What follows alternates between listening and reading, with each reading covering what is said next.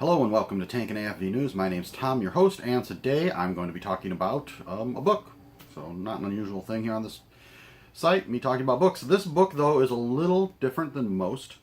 Today we're going to be talking about The Tanks of TOG by Andrew Hills. Now, this book I got early this summer. So Mr. Hills, Andrew,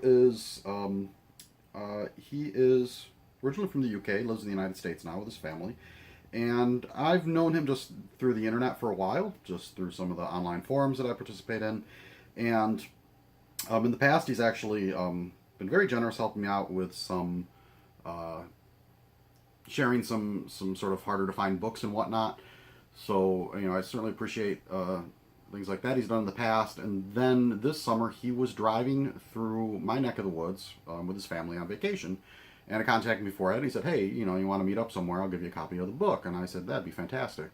So we did that. I just want to say thank you to his family who sort of patiently waited in the car as we talked. Thanks to them.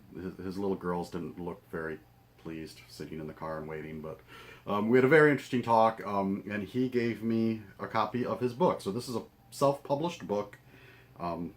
As you might imagine, TOG's a fairly obscure tank. There's not a lot of publishers out there that would be willing to take on a 450-page book on a vehicle that never even saw combat. So this is truly a work of love on his part. You have to really be into something to do this much research. I'm not sure I'd be able to have that sort of stick-to-itness on one specific topic. I'm not going to get into describing the book in detail, sort of blow by blow. For those that are interested, you can go out and buy it. Like I said, it is chocked full of information, charts, pictures. Anything that's out there available on the TOG, I feel like he dug it up. If he didn't find it, it must be pretty hard to find. And it's fairly dry. As most of these types of things are when you're getting into sort of these developmental histories. Pretty dry, reminded me a little bit of some of PM Knight's books, who's also self-published on British tanks during the war. And being self-published, it's not fancy glossy paper, but still the photos look pretty good. And the text laid out. My understanding is, and Andrew himself told me, there are some typos in here, a few little things that snuck in, even though, he did edit this, as well as have some other people go over. It's just with a book this size, it's really hard to pick up all those little things.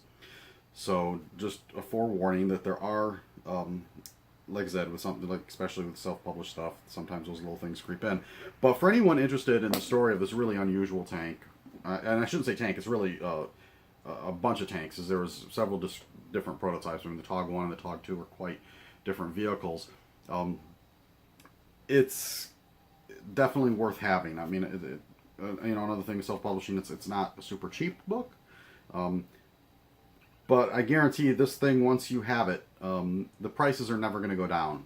Small numbers, assuming people stay interested in these vehicles, this is going to be something that's going to be that's going to sort of maintain its value amongst book collectors on this topic, I'm guessing.